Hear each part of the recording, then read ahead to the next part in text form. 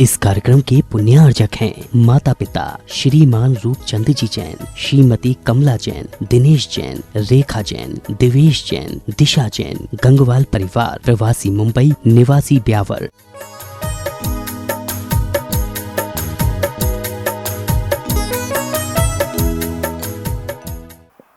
लौकिकता से दूर किंतु दार्शनिकता से भरपूर, आडंबर से दूर किंतु आध्यात्मिकता से भरपूर यह समंतभद्र स्वामी की कृति स्वयंभू स्तोत्र है, जिसके माध्यम से हम जीवन में अपने परिणामों को कैसे विशुद्धि की ओर ले जा सकते हैं, साथ में ही हम इस आत्मा को परमात्मा कैसे बना सकते हैं। यह सब आचार्य समंतभद्र स्वामी ने बहुत ही वैज्ञानिक तरीके से समझाया और हर व्यक्ति, हर मोक्ष मार्ग में जो चलने वाला राही इस स्वयंभू स्तोत्र के माध्यम से उस लक्ष्य की ओर बढ़ जाता है, प्राप्त कर लेता है। किस प्रकार से हम अपने आप को ऊपर उठा सकते हैं। सुविधिनाथ भगवान नव्य तीर्थंकर की स्तुति करते हुए आचार्य समंतभद्र स्वामी ने कहा कि आपका ज्ञान ही भेद विज्ञान की ओर ले जाने वाला है और आज तक जितने भी सिद्ध हुए हैं वो भेद विज्ञान से हुए हैं। ये शरीर अलग है, आत्मा अलग है। यदि ये भेद विज्ञान हो जाए फिर ज्यादा पढ़ने की जरूरत नहीं। क्यों अम्मा, समझ में आ रहा है?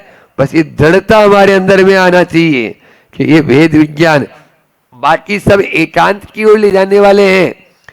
विधि और निषेध का, नित्य अनित्य का, एक अनेक का, मुख्य गुण का यह विवक्षा आप ही ने सुविधिनाथ भगवान की जब अभी स्तुति की विगत दिन में, तब आपने ही बताई और उसी के माध्यम से हम बताया कि आज तक जितने भेद विज्ञान से मुक्त हुए इस संसार में, यदि जगत में शांति चाहते हो, अहिंसा की स्थापना करना चाहते हो, तो भेद विज्ञान ही एकमात्र सहारा है। उसके अलावा कोई दूसरा सहारा नहीं है। उसके बिना न स्वयं की शांति हो सकती है और न जगत में शांति स्थापित हो सकती है। अब आज शीतलनाथ भगवान की स्तुति है। उन शीतलनाथ भगवान की स्तुति करते हुए यहाँ पर हमें भी वह शीतलता प्राप्त हो, जैसी शीतलता हम लोग प्रभु चरणों में आते ही प्राप्त कर लेते हैं। जब हमें भी शीतलता हो जाती है तो वो तो कितने शीतल होंगे, अपन भी जानते हैं। वही बात आचार्य समंतभद्र स्वामी यहाँ खुद कह रहे हैं। आप लोग निकाल लें और उच्चारण भी हमारे साथ में करेंगे।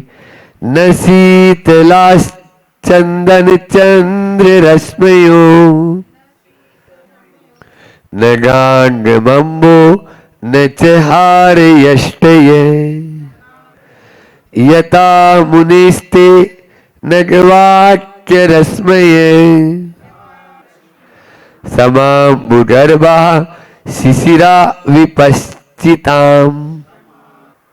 मुने ते मुने हैं, हे भगवान, वे जिनेंद्र भगवान, चराचर को जो प्रत्यक्ष जानने वाले आप शीतलनाथ जिनेंद्र, समाम्बु गर्भा, सम यानी शांत, शांति रूपी अंबु यानी जल, उसमें गर्भ यानी मिश्रित, बिल्कुल एक मेक, शांति रूपी जल से मिश्रित अनग वाक्य रश्मये, निर्दोष वचन रूपी किरणें आपके द्वारा। अभी अभी अपन ने हरिवंश पुराण में पढ़ा कि भगवान की दिव्य देशना से जो वाणी खिड़ती है उसके द्वारा पूरी के पूरे जगत की शांति स्वतः ही हो जाती है और अपनी अपनी भाषा में समझ लेते हैं।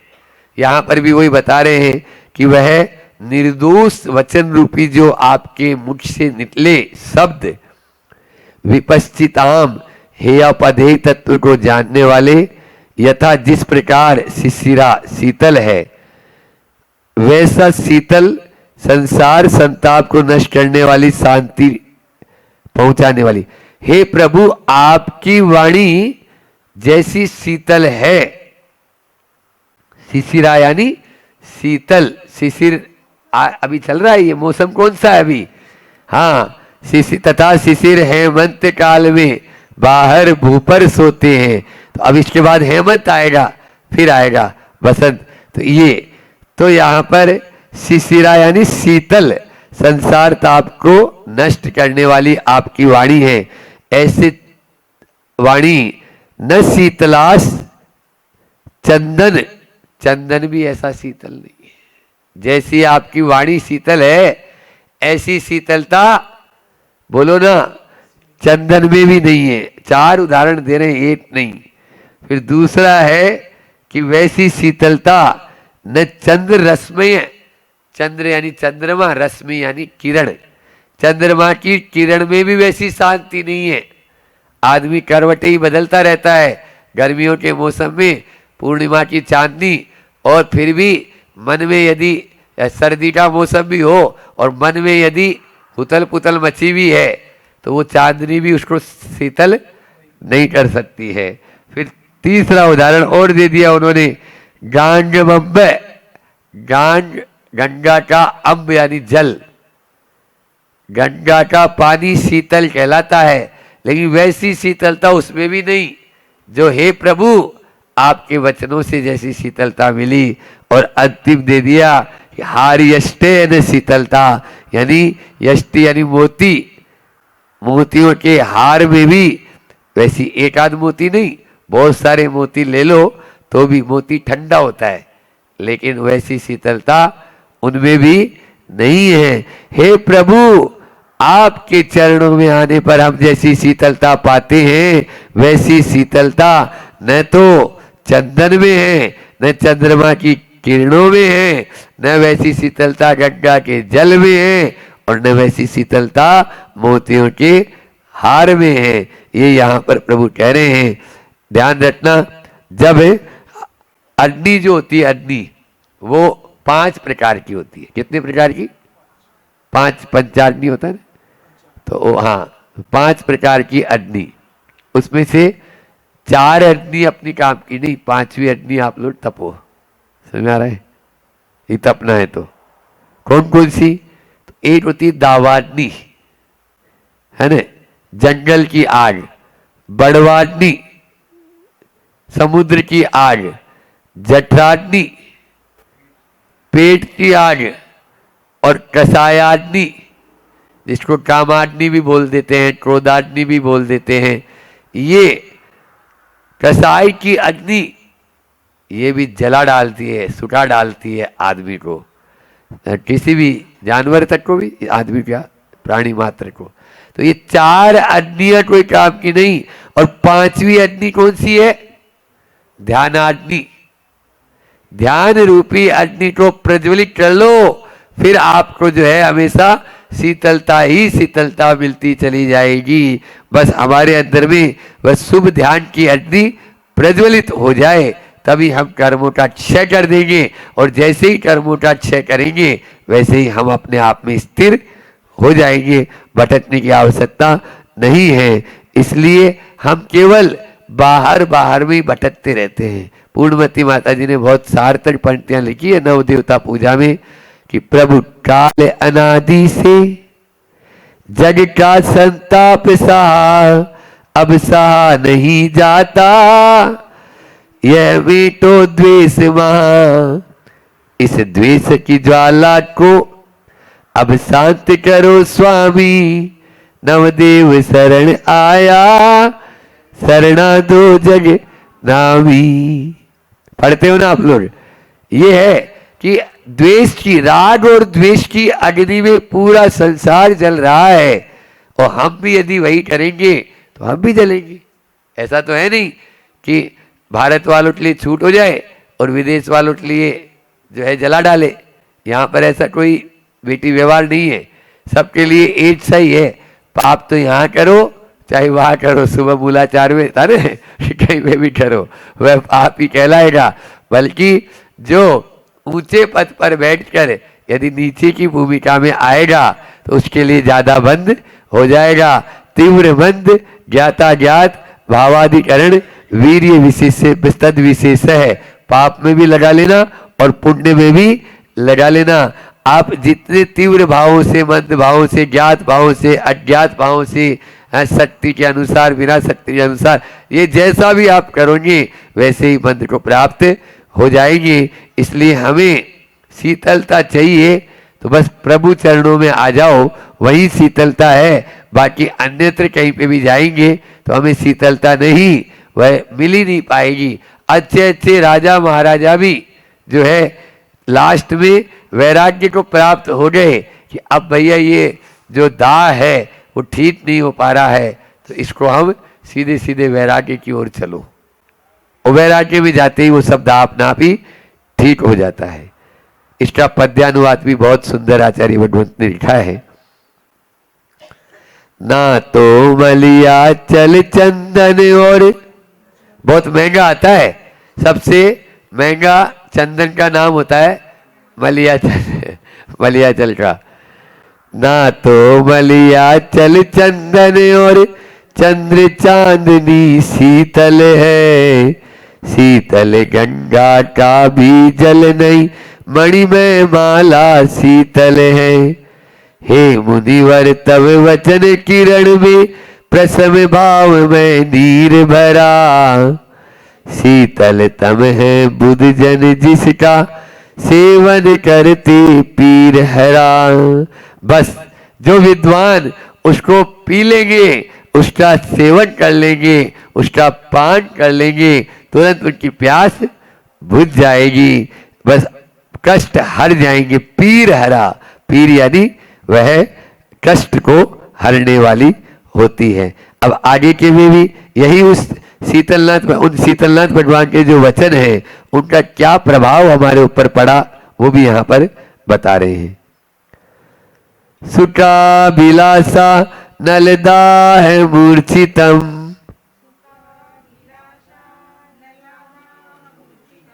मनो निजम ज्ञान मयामृताम्बुभिः,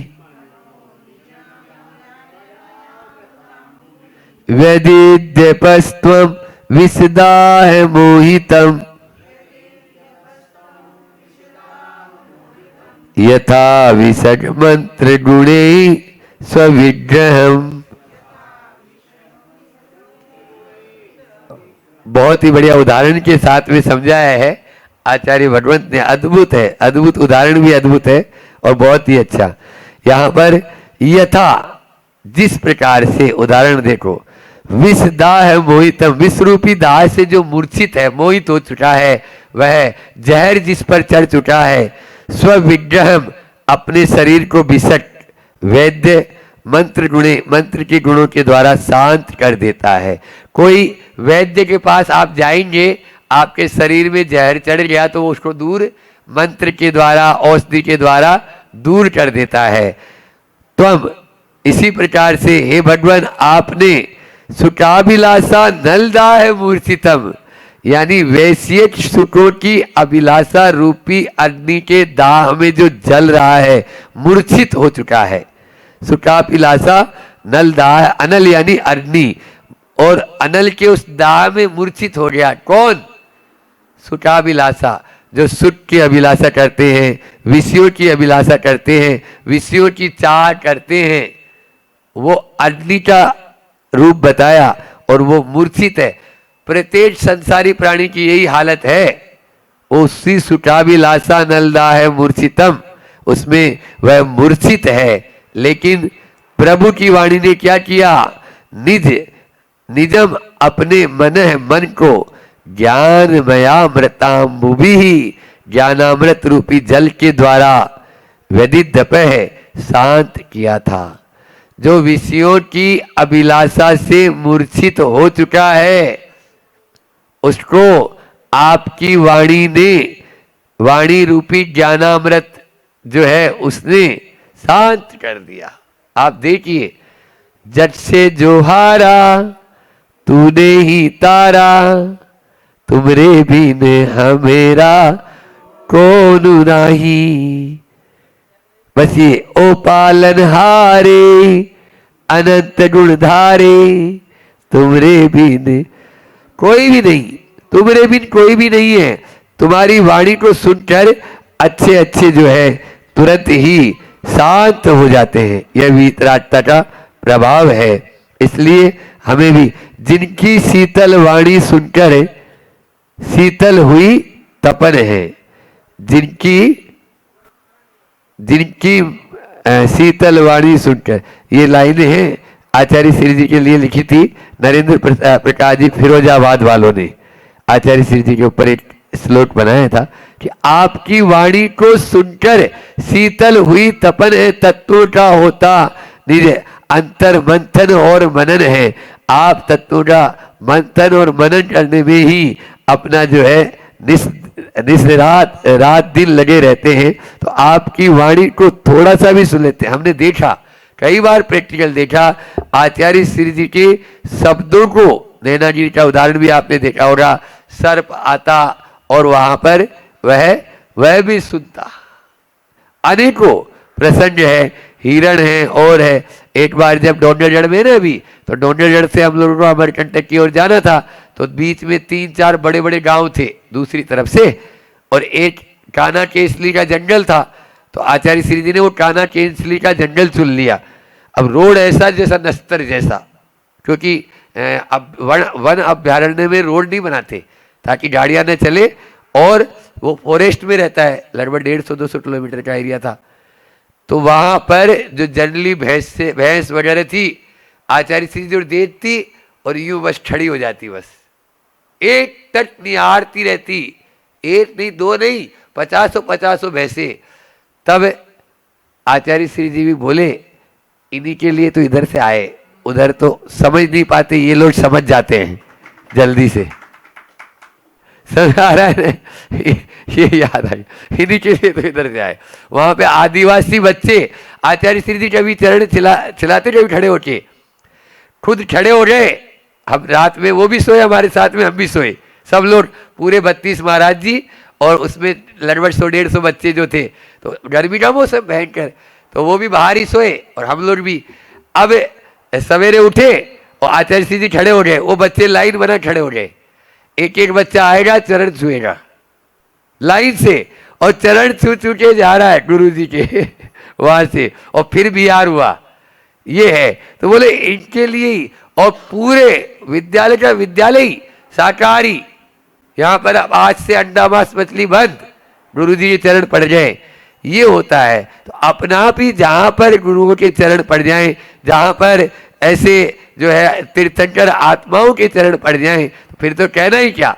और उनकी वाणी सुनकर तो सब परिवर्तन हो ही जाता है। लेकिन आज का ये संसारी प्राणी, या जो क्या होता है, जिसको ज़्यादा मिलता है ना, ये भी हमने देखा, तो वो उसका महत्व नहीं समझ पाता। दुर्लभता से जो मिलता है उसका ही महत्व बन पाता है, जो सुलभ हो जाता है उसका महत्व, कीमत नहीं समझ पाता। आप लोग झाड़ू कहाँ रखते हो? बोलो ना। बोले महाराज दरवाजे के पीछे। और ज्वेलरी कहाँ रखते हो? कपाट के अंदर भी कपाट होता है, समझ आ रहा है? इसलिए तो ये दुर्लभ मानव जीवन मिला है, इसका महत्व आंट लो तो आपको वो ज्वेलरी वाली बात हो जाएगी। अभी इसको झाड़ू की तरह यूज में ले रहे हो, दरवाजे की ओट में रखी हुई है, क्योंकि आपको इसकी कीमत ही समझ में नहीं आई। जिस दिन समझ में आ जाएगी उसी दिन आप उसको उठा के कहाँ रख दोगे? बोलो ना। हाँ, मन मंदिर में, तो उसी को रखना है। आचार्य श्री जी कहते हैं, नाड़ हिलती लार गिरती किंतु तृष्णा युवती। आचार्य श्री जी का ये हाइकू है कि नाड़ हिलती रहती है, लार गिरती रहती है, किंतु तृष्णा युवती की युवती बनी हुई है, वह कभी भी मिटती नहीं है। वह मिट जाए, आदमी बुढ़ापा आ जाता है, लेकिन बाल पूरे सफेद हो जाते हैं, लेकिन फिर भी वो डाई करा के काले ही करता जाता है। लेकिन बहुत अच्छा लगा आज यहाँ सुधाकर जी और विजय जी जो है पूरा लाभ भी पूरा दिन भर लिए, और साथ में ही मोक्ष मार्ग में भी वो आगे बढ़ना चाहते हैं। और हो सकता है 24 तीर्थंकर होते हैं और 2024 चल रहा है, और वो भी तीर्थंकरों के साक्षात मार्ग को अपनाने वाले हैं। ऐसे सुधाकर जी के लिए बहुत बहुत अच्छे से आशीर्वाद भी है। आगे बढ़े, मोक्ष मार्ग में बढ़ना बहुत अच्छी बात है, विचार भी करना बहुत अच्छी बात रहती है। कर्मों का क्षय होता है, इसी के माध्यम से हम क्षय करें, ऐसी ही भावना के साथ में उनकी दीक्षा शीघ्र अति शीघ्र हो, इसी भावना के साथ में बोले अहिंसा परमो धर्म की। हम सब जीवन को सुंदर और अच्छा बनाने का प्रयास करते रहते हैं। अपना जीवन अच्छा हो, सुंदर हो, इसी के लिए अभी यहाँ पर अपन बैठे कि हमें कुछ नया सीखने को मिले। कल की बात को रिपीट कर लें ताकि भूमिका भी बन जाएगी और एक कहानी के माध्यम से कि ऐसा हुआ, एक बार समंतभद्र आचार्य महाराज सबके बीच में बैठे थे और उन्होंने पूछा कि ये बताओ इस संसार में सबसे ज्यादा शीतल कौन सी वस्तु है। जैसे यहाँ पर किसान लोगों ने भी तुरंत बोल दिया, ऐसे ही वहां पर भी एक सभा में किसान बैठा था। वो किसान खड़ा हुआ और बोले गंगा मैया का जल बहुत शीतल, गंगा नदी का शीतल जल है। तो गंगा का जल सबसे शीतल। बोले और बताओ, और कोई बता सकता है?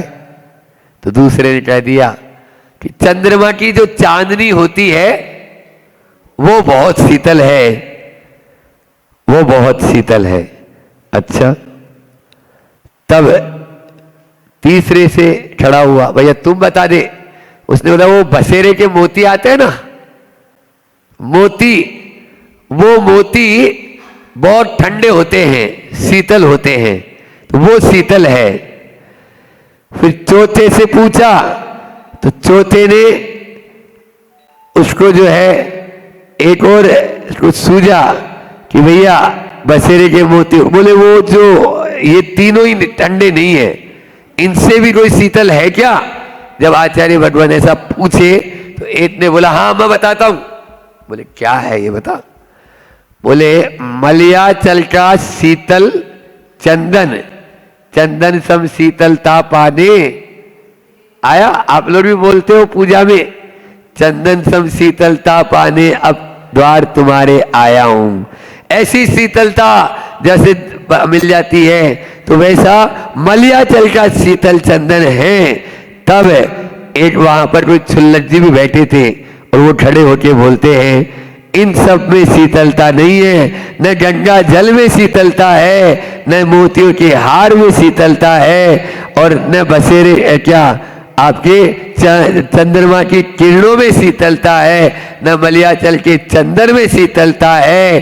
जो प्रभु की वाणी में शीतलता है, जिन वाणी में शीतलता है, वह शीतलता किसी में भी नहीं है। यदि मन में क्रोध आ जाए, उफान आ जाए, मन में काम का उद्वेग आ जाए, मन में यदि कसाय उत्पन्न हो जाए, तो फिर क्या? फिर हमारे आशीष भाई जैसा एक व्यक्ति ऐसा भी बोल सकता है कि महाराज जी डल्लभ के गद्दे पर एसी के अंदर शीतलता मिलती है। वो चार तो थे ही, एक और बोल देगा कोई आजकल का कि डल्लभ के गद्दे एसी में बैठे हैं तो एसी में बहुत शीतलता आती है, वहां एसी में भी ऐसी तेजी हो जाती है। समझ में आ रहा है? वहां भी वो करवटें बदलता रहता है क्योंकि मन में उसके संताप उत्पन्न हो चुका है। कोई बुरी खबर आ जाए, किसी तरह का कोई वियोग हो जाए, कोई भी तरह का मन में कोई संताप उत्पन्न हो जाता है। कोई बेटे ने कुछ बात बोल दी, अब एसी में टेम्परेचर चाहे कितना ही डाउन कर लो, आपके भीतर का टेम्परेचर तो बढ़ता ही चला जाएगा। शीतलनाथ भगवान की स्तुति करते हुए यही बात कल अपन ने पढ़ी थी कि न शीतला चंदन चंद रश्मियों, न गांग मब्बो न चाहारी अष्टय। जो न चंदन में शीतलता है, न जो है गंगा जल में शीतलता है, न चंद्रमा की किरणों में शीतलता है, और न ही मोतियों के हार में शीतलता है। प्रभु आपकी वाणी में वह हमें शीतलता मिलती है। आपके चरणों में आते ही हमारा पूरा का पूरा संताप दूर हो जाता है। ये प्रभु की महिमा आचार्य समंतभद्र स्वामी ने कल बताई थी। और एक कारिका में तो गजब का उदाहरण, अद्भुत उदाहरण वहां पर देकर समझाया। कल थोड़ा समय कम था उस समय, अभी थोड़ी सी और उसके बारे में भी अपन बात कर लेंगे कि आचार्यों की वाणी हमारी उलझन को किस प्रकार के सुलझा देती है। वहां समर्थभद्र स्वामी ने स्तुति करते हुए शीतलनाथ भगवान की दूसरे श्लोक में कहा कि आपके जैसे जिस प्रकार से कोई वैद्य होता है, वो वैद्य जो है किसी विष से मूर्छित हुआ यदि कोई प्राणी आता है तो तुरंत मंत्र के माध्यम से, औषधि के माध्यम से, उपचार के माध्यम से वह उसको निर्विष कर देता है। जिस प्रकार से हे भगवान वह वैद्य किसी विष वाले को निर्विष कर देता है, विष से दूर कर देता है, ऐसे ही हमारे अंदर में काम सुख की आदि की जो विष जो है उससे हम मूर्छित हो गए हैं, आपके चरणों में आते ही उससे दूर हो जाते हैं, निर्विष हो जाते हैं। ये आपके ही चरणों का कमाल है। कल बहुत प्रभु की वाणी के माध्यम से वह बताया कि यहाँ पर किस प्रकार से हम सुखाभिलाषा नलदा है मूर्छितम, सुख की अभिलाषा जो एक्चुअल में ये जो संसारी सुख है ये वास्तव में सुख नहीं, सुखाभास है। पहला रसगुल्ला आप कई 2-4 साल में खाओगे तो एक रसगुल्ला खाओगे तो आपको ऐसा लगेगा वाह क्या अच्छा है। अब दूसरा खाएंगे तो वो स्वाद नहीं आएगा जो पहले में आया था, और तीसरा खाएंगे तो वो नहीं आएगा जो दूसरे में आया। अब ये घटता जा रहा है सुखाभिलाषा, समझ में आ रहा है ने? सुखाभिलाषा नलदा है मूर्छितम, यानी इस अभिलाषा की दाह है हमको मूर्छित किए हुए है। वंस मोर, एक बार और, वंस मोर, एक बार और। इसी के अंदर आदमी गाफिल होता चला जा रहा है, गाफिल होता चला जा, वह छूट ही नहीं पा रहा, उससे बाहर निकल ही नहीं पा रहा है। यह मूर्छा कब दूर होगी? जब आप शीतलनाथ भगवान के चरणों में आ जाओगे तब ही जाकर यह मूर्छा दूर हो सकती है। आचार्य भगवान ने बहुत अच्छा यहाँ पर दूसरे श्लोक के माध्यम से कहा कि हम उस विषयाभिलाषा जो है उससे, क्योंकि आप लोग जब पूजन पढ़ते हो ना 10 लक्षण की, उसमें भी संसार में विषयाभिलाषा तजी गए योगीश्वरा, और ध्यानते धर्म की पेड़ चढ़कर शिव महल में पग धरा। वह शिव महल में यदि आप पांव रखना चाहते हो, उस मोक्ष महल में आपकी, सुबह में बोल रहा था ने क्लॉक, उसमें लास्ट में की, तो यदि आप मोक्ष महल की चाबी चाहते हो, बड़ी विडंबना है आदमी को कि चाबी तो है तो ताले का पता नहीं है, और ताला है तो चाबी का पता, वो चाबी दूसरी लेके घूम रहा है। समझ में आ रहा है? हाँ। एक बार ऐसा हुआ, एक शराबी था, शराब के नशे में धुत, अब पहुंचा अपने मकान के पास और बड़बड़ाया, पत्नी को उठाया, पत्नी ऊपर थी, ऊपर से चाबी फेंक, तो उसने चाबी का झुमका नीचे फेंक दिया। अब शराब के नशे में क्या होता है, तो उसने चाबी उठाई, तो बोले चाबी लगाता गया, सारी चाबियां लगा ली, जब नहीं खुला, अरे चाबी नहीं ताला दूसरा दे दे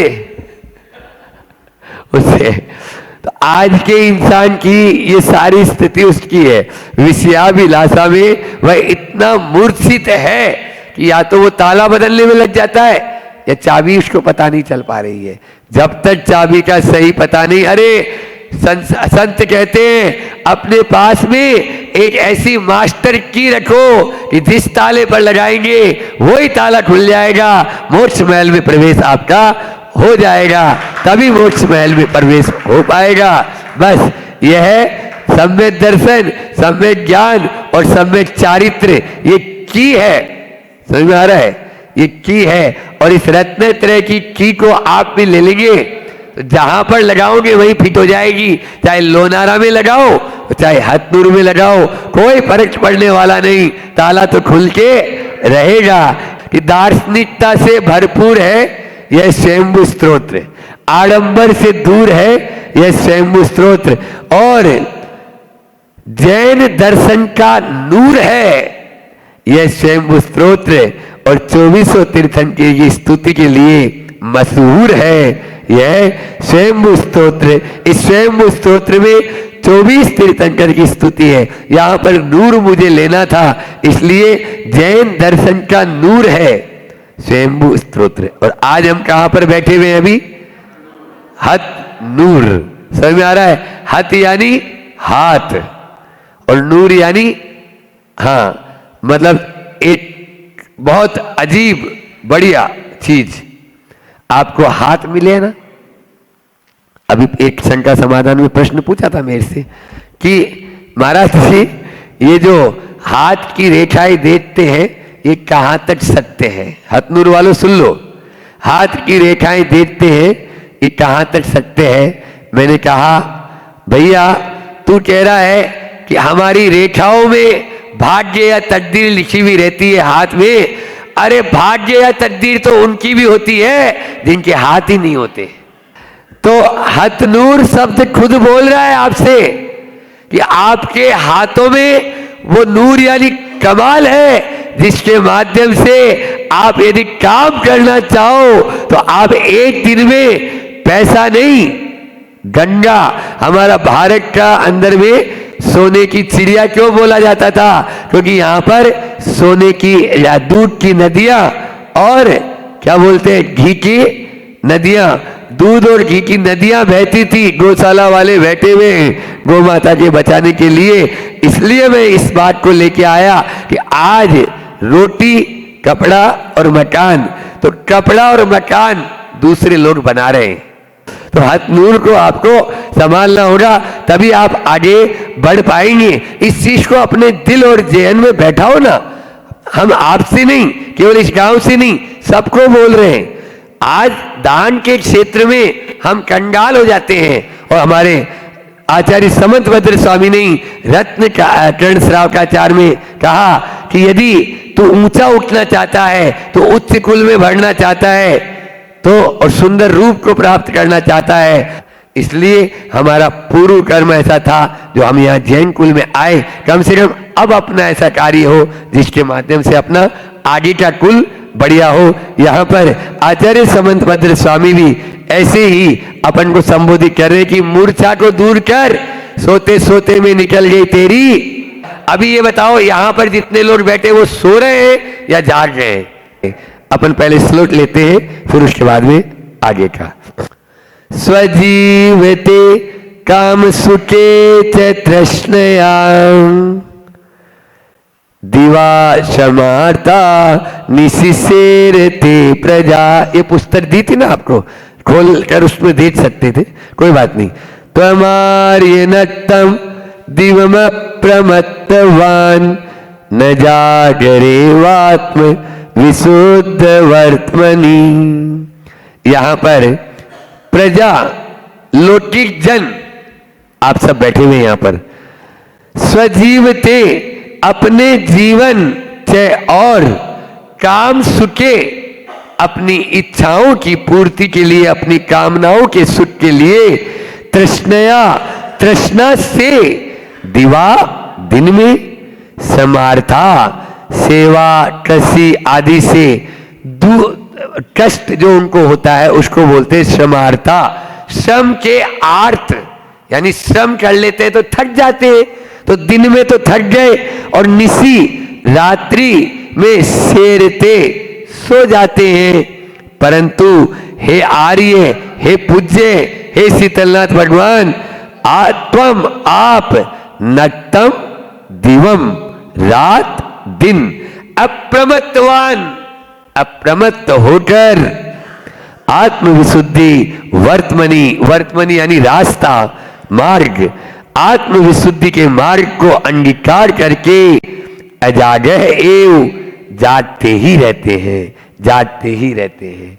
यानी इस संसारी प्राणी की हालत ये है कि वह दिन में क्या क्या करता है, खटकर्म, क्या खटकर्म करता है, खुद बता रहे हैं कि काम के सुख से स्त्री आदि की अभिलाषा आदि से, या अपने जो है खेती है, व्यापार है या सेवा आदि है, इनके माध्यम से वह थक जाता है और रात में सो जाता है।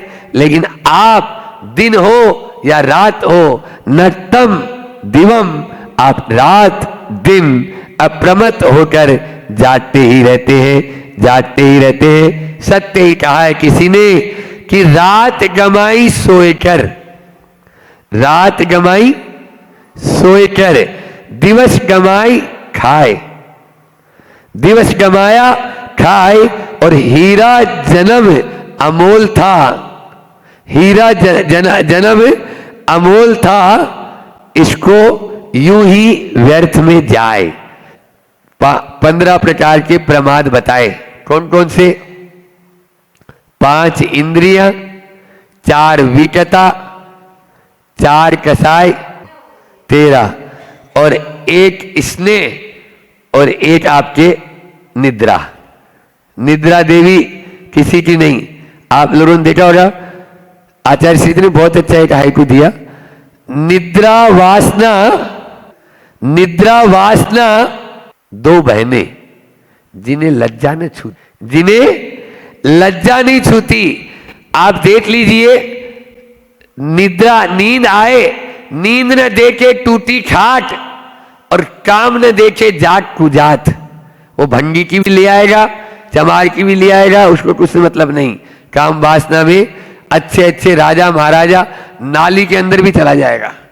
समझ में आ रहा है? हाँ, इस प्रकार से स्थिति दयनीय हो जाती है। तो ये सब क्या है? निद्रा और वासना का नतीजा होता है। जीवन की ओ काम सुख की तृष्णा के जो नौकर है, जड़ दिन भर सम कर थक कर रात बिताते सो कर है। सुचितम निज आत्म में तुम तो निस दिन निश्चल जाग रही, यही आर्य अनिवार्य कार्य तब। वाह क्या सुंदर देखो अनुप्रास बैठाया है। यही आर्य अनिवार्य कार्य तब, प्रमाद रिपु सम त्याग रही। बस आप लोगों की स्थिति है महाराज, किस किस को याद करें, किस किस को रोए, और आराम ऐसी चीज है कि मुंह ढाक के सोए। सोते सोते भी वो पूरा अपना जीवन यापन कर देते हैं। ऐसे लोगों को तो भगवान भी नहीं उठा पाएंगे, मैं क्या उठा पाऊंगा। इसलिए उनसे तो भगवान, आचार्य भगवान ने इसीलिए कहा कि कैसा देखो, चरे वेती। अभी मैंने परसों वहां पर भी बच्चों को संबोधन दिया था कि चलते रहना है। मैं न रुकूंगा तभी, मैं न रुकूंगा कभी, मैं न थकूंगा कभी, एक पत्र छाऊं भी मांग मत, मांग मत, मांग मत। अग्निपथ, अग्निपथ, अग्निपथ, अग्निपथ। ये हरिवंश राय बच्चन, जो अमिताभ बच्चन के पिताजी, उनकी है अग्निपथ कविता है, कि जो झकझोर देते हैं कि हमें आगे की ओर बढ़ते चले जाना है, बढ़ते चले जाना है। आचार्य श्री जी भी यही कह रहे हैं, बिना प्रमाद, क्या कह रहे? बिना प्रमाद श्वसन क्रिया सम पथ पे चलूं। आप लोग श्वास लेते हो छोड़ते हो, तो इसलिए उसको कभी रुकी क्या वो रुक जाएगी तो बोले महाराज फिर कुछ नहीं, काम ही खत्म। नदी होती है ना, नदी, नदी कभी रुकती है? बहती रहती है, बहती रहती है, बहती रहती है। हम अपने जीवन को नदी की तरह बना ले। नदी का जैसे बहना चलता रहता है, दोनों तटों के बीच में रहती है। आप भी अपने दोनों कुलों के बीच में रहकर बहते जाएं, बहते जाएं। एक दिन हथनूर वालों, उस महासागर की तरह अपने जीवन को भी आप विशाल बना लेंगे। बस विशालता लानी है जीवन में, तो आपको बहना जरूरी है। चलते जाना, चलते जाना। ये तभी होगा जब प्रमाद से दूर रहोगे। प्रमाद आया और एक ही स्थान पर रह गए, अब रह जाओ यहीं पर। घर क्यों नहीं छोड़ रहे? रोटी और कपड़ा और मकान, ये तीनों मिलेंगे घर छोड़ते ही आपको। मूड मुड़ा है तो आराम से, लेकिन आप लोग हिम्मत ही नहीं कर रहे हो। हिम्मत करोगे तभी आगे बढ़ सकते हैं। आज एक ही स्लॉट ले लेते हैं क्योंकि समय भी आप लोगों का पूर्ण। आचार्य गुरुवर विद्यासागर जी महामुनि राज की। इस कार्यक्रम के पुण्य अर्जक थे माता पिता श्रीमान रूपचंद जी जैन, श्रीमती कमला जैन, दिनेश जैन, रेखा जैन, दिवेश जैन, दिशा जैन, गंगवाल परिवार, प्रवासी मुंबई, निवासी ब्यावर।